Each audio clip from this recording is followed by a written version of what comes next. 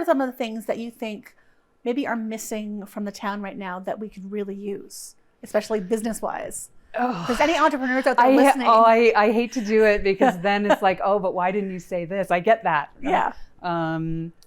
But just in general, are there things that people have even mentioned to you that they would like to see that they aren't seeing? The one that won't go away is we need Agassiz back, and yes. See, this is what I get. But I remember it, not exactly. That historical view, not necessarily. I think, honestly, a pet food store was one of the ones that I had in my head, and then. Day one I was in there. That was fantastic. So that's been a great addition. Certainly something that's missing. I wonder about something more around senior supports. I know that Harris does some of that, but I'm thinking that we might be at the point where a standalone, someone that supports like the grip bars and wheelchair maintenance and all of that kind of thing for seniors. And that's certainly trending based on our aging population across Canada. I wonder if there's an opportunity for something to do with bikes. So with the back 40 now, maybe there's an opportunity for parts, repairs, new bikes, equipment, clothing, like a little bit of a sports shop, maybe not just around cycling. But that outdoor trail kind of. I think there may be, and all of this is, there's a caveat at the end of all of this. Every entrepreneur is responsible for their own market research to ensure success. But I would certainly help them with anything that they needed to get the information that they needed to make a good decision. And we've got, a gift store coming in, which is something I think we've been missing for a while. Yes, for sure. And I'm always interested in what shows up at what's the big idea, right? See what the trends are, like the homemade butter and photography and Matt's meat shop, right? Like those are home-based businesses, but not necessarily what you'd think of as home-based businesses. Not a part-time, potential for full-time with Megan out at Lake Irwin. So honestly, I am. Sky's the limit, really. It is, and I see myself as like the wind beneath their wings. If there's an entrepreneur and he's passionate and has the skills to do what he wants to do, who am I to say, oh no, you shouldn't do that? Yeah. I mean, unless the numbers show there's no market and you can't afford it or whatever. I mean, we can't stop you. But, right. But that's one of the things that I love doing is talking to the entrepreneurs with that spark of an idea and helping them get if someone wanted to open like a bookstore cafe, I'd be down.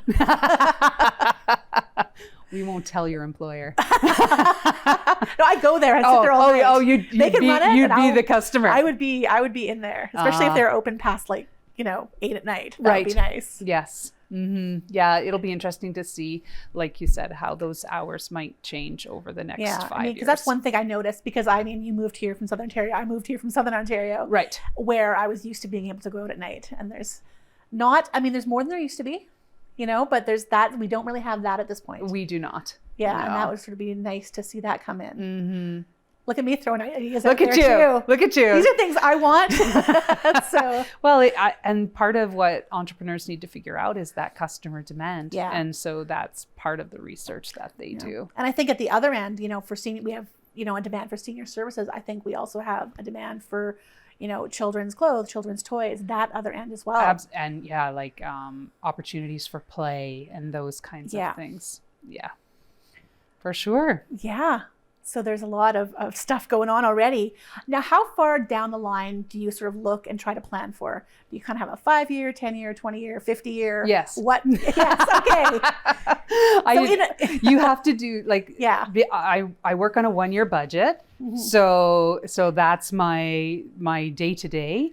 But we have to be looking long-term because part of growth is sustainability. So we don't want to be that flash in the pan community that grew quickly but didn't build sustainable long-term life into the work that they're doing. So it's slow and steady. Economic development is a long-term plan. Absolutely. And so, I'm always thinking, the whole team at the office is like that, where we're thinking long-term. We have to, because if you look at a large investor that comes in that needs water, for example, like a large quantity of water, like another High Life, like we would need to be ready for that. And to get ready for that is a 5-year plan. Exactly. So I always have to be thinking far ahead while ensuring that the town is good today. Right? I mean, especially the rate that we have been growing. And I've seen this, and I'm not saying we should do this because we are doing this, is planning for that growth. So we're not, building enough water reservoir for now. We're building enough for 5 years from now, 10 years from now. Absolutely. And I think that's one of the good things that happens amongst the staff is, okay, this is what we want, but what will we need? Yeah. And I think this is probably why your role is so integrated with everything else, because with economic development, I mean, you'd have to work, for instance, with recreation, because you need to know what resources are there for people moving into the community, for these businesses who are going to bring in, 20 families. Absolutely. Part of what I look at is that whole quality of life thing. I know it's been overused and everybody talks about it, but it's true. Yeah. Because you can have community growth, but if the residents can't find the things to do that they want to do when they're not at work, then they're going to live somewhere else potentially and just drive to Neepawa for work. Yeah. So or move away, and that business goes into decline. So quality of life is definitely part of what I do. So what sort of elements do you look at in that quality of life factor? So that's more around like the recreation side. So making sure that there's recreation, arts, culture, just opportunities for healthy living. Right, walkable, bikeable, right, and other things like the bird sanctuary and a beautiful golf course. Like those are all parts that create a great package that is Neepawa. Now, I'm just gonna circle back to the census a bit. The information that we got yesterday was the basics. Your population numbers, your growth. We did not get a lot of demographic information yet. I mean, I realize that's coming down the line. Now, how important is that information for what you do?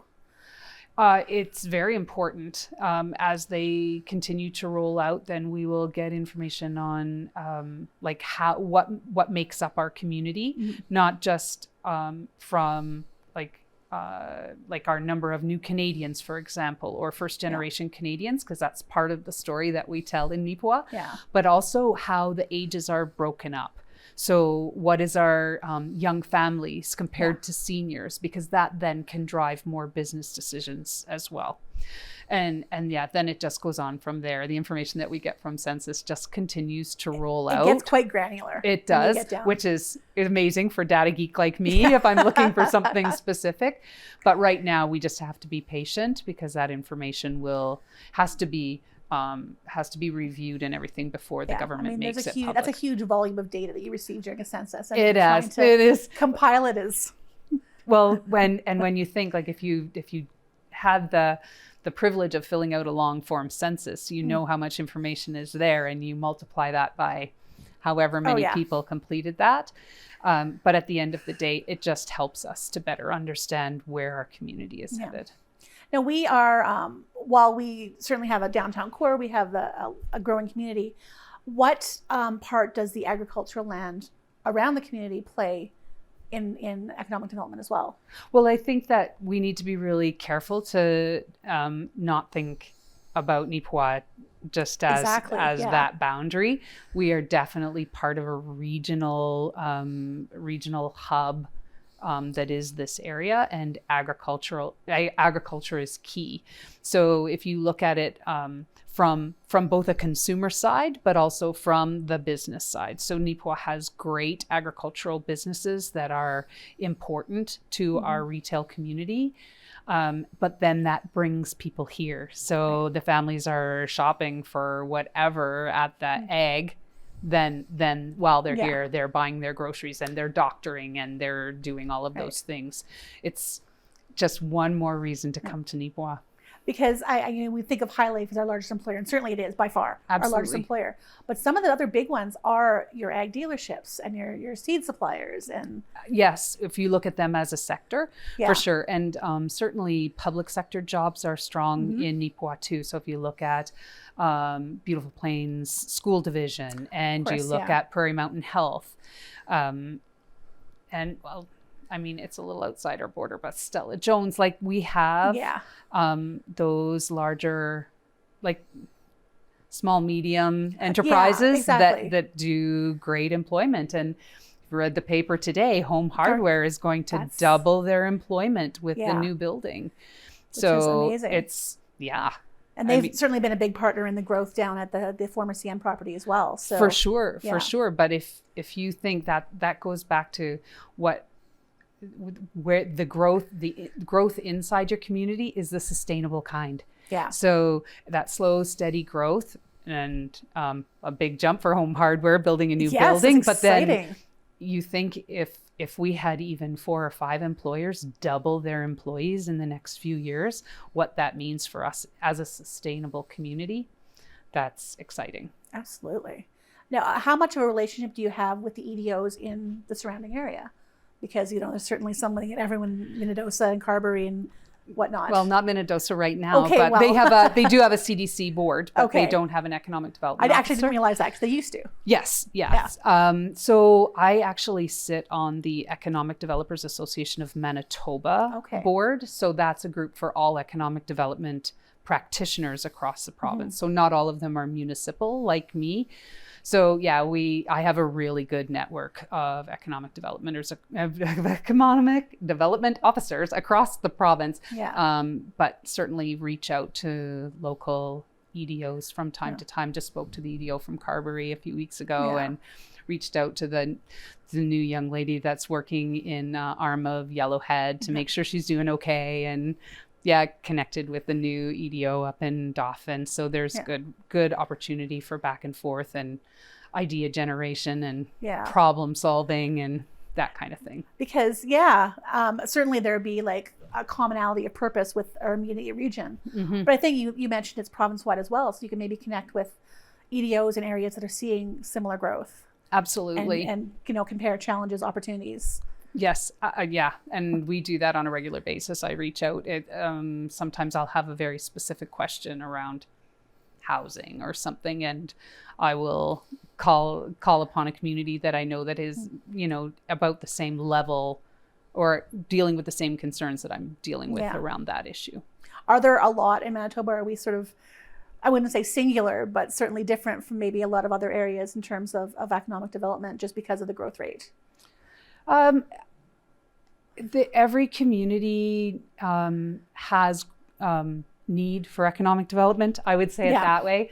And not all of them have an economic development officer, but part of what I'd like to see for Manitoba is opportunity maybe for regional economic development or other ways for communities to have that touch point with economic development, even if they as a singular municipality can't have one.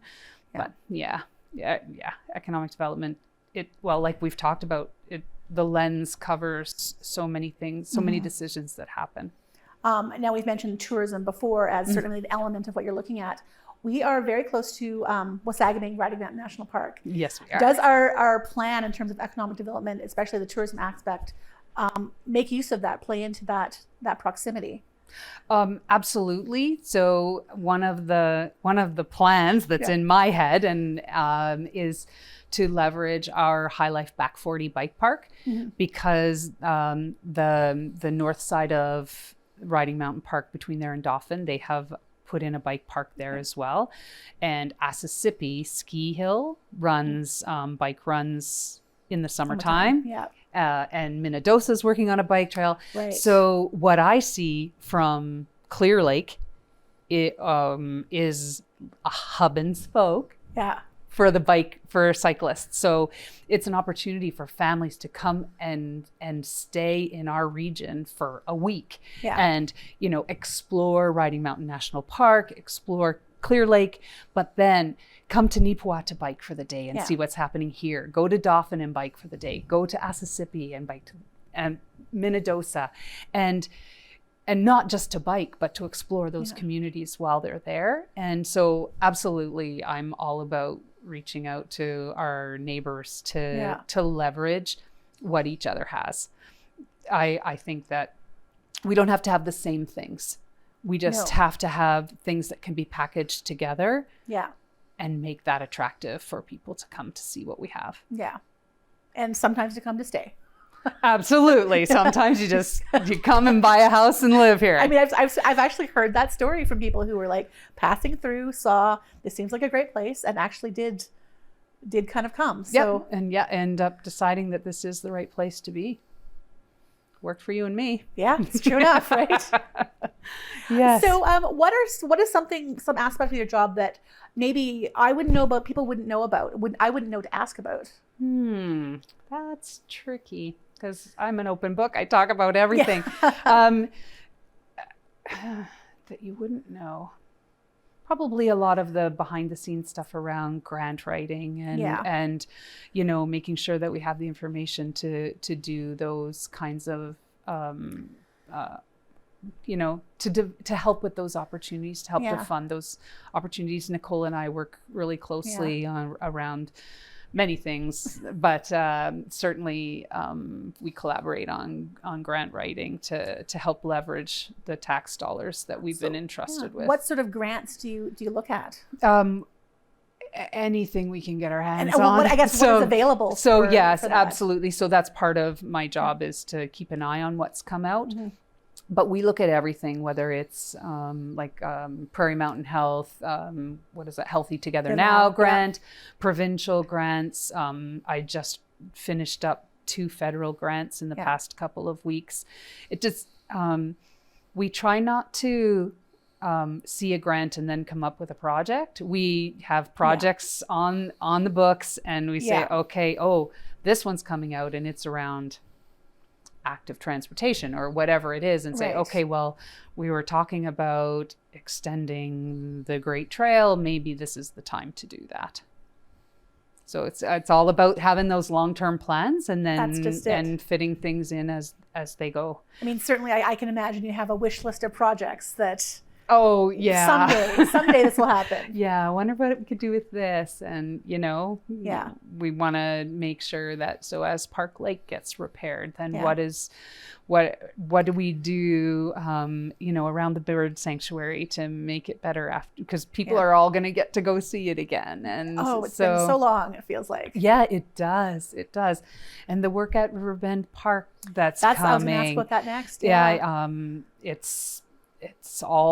it's another economic driver. If families come, stay longer, then they're eating meals, maybe they're stopping at the shops. That's all the economic development lens that we look at what's happening. So I think what the thing with my desk is that it's hard to imagine, but people don't know I'm there. And so, it's usually not until they want to start a business or something around that then, I didn't know you were here. And so, but then they understand how I can help them. Yeah. So, So what does happen if I, for instance, scenario here, I come to you and say, I want to start a bookstore. What happens? Excellent. I say, okay, Rain, let's make an appointment and we're going to come in and we're going to talk about it.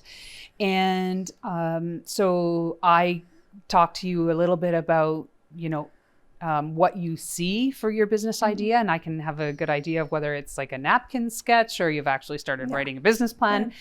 And then I actually have what I call my new business consult form.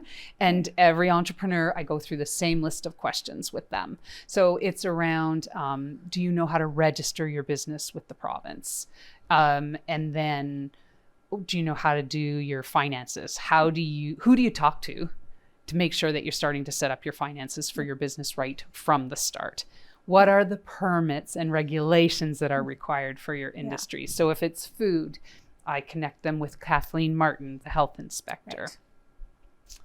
We talk about the importance of a business bank account to keep your personal money separate from your business money so you can know actually how your business is doing.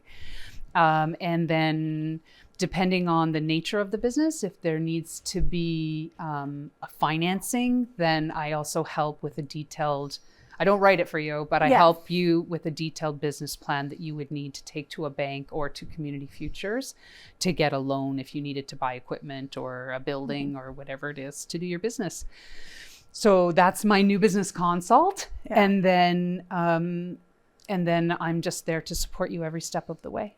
So you have a lot of resources available for people who are interested in starting businesses. Absolutely. Absolutely. And when we say resources, it's supports, not finances. No. So there's a lot of questions around, so is there grants for my new business? And maybe, but you have to look for them. Well, and I encourage people to make sure their business plan is sound without a grant.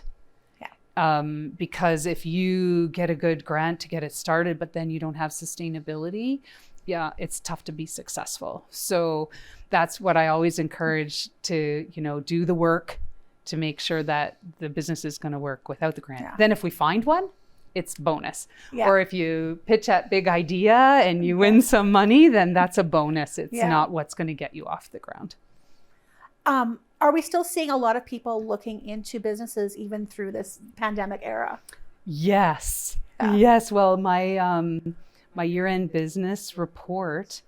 So big idea. I had 5 pitches and we took a year off because of COVID. So I was pleased with what happened there. But Neepawa had 8 businesses start last year, which is amazing in a pandemic. So I think that's just part of the growth that we're seeing here. There's demand for new business and people are seeing it and stepping out. Now, and we are sort of filling up those storefronts on Mountain Avenue. Yes. I call it we say the Main Street, but it's Mountain Avenue. Yes. Are there other areas where we can, if we fill that up, where do we go from there? That is such a good question. So there's only so much commercial space, prime commercial space in any community. So we need to make sure that we're making the best use of the space that we have. And the thing that happens in communities is that, so maybe a business starts in a small storefront on Main Street, but then as they grow, that space no longer suits them, or the demand is so high they feel they want to go to a different spot. So then what I have is available land on the former CN, for example, where they've invested in themselves enough they can leverage to build a new building. So, and then that space then is available for another new little business. We're seeing that happen with Home Hardware right now. That's a prime example of what can happen. And that's a great location that they're moving from. Oh, yes. So that's one, like that corner, at the corner there is prime location. I imagine that's going to get snapped up fairly quickly. I would think so. In the article today, she says she's already talking to people, and now that it's out, there may be others that approach her about that space. So we'll just have to wait and see what happens. Can you envision even, in the former CN land, like a mini mall popping up there or something? I wondered, the one property, the very north commercial property on Highway 5 is a long, narrow lot. And in my mind, that was the place that maybe a strip mall would go with, maybe a larger anchor tenant branded especially with business. So many residents right there that might want a walkable store to go to. That's right. I agree with you. Plus more opportunity for new retail to come to town. And it's a different impact on a highway than it is in our downtown core. So that's all part of the balancing act that happens. But with more people comes more money to shop. So, and even getting away from the downtown core, which really is 2 or 3 streets downtown here. It's not just the former CN land. You've got the modular homes are going out in that direction as well. That's right. Another 140 lots or something. That's their plan. Yeah, that hasn't happened yet, but no, exactly. So when you think about that's a lot of people. On the west side. And who would be closer to that highway than they would be to our downtown core. So opportunity for like a small grocery, maybe that kind of thing, maybe. Who knows? I Sporting don't goods. know. I don't know. Outdoor stuff for going up to the lake, or Yes, exactly. The sky's the limit, like you say. Yeah. Well, this all sounds tremendous, really.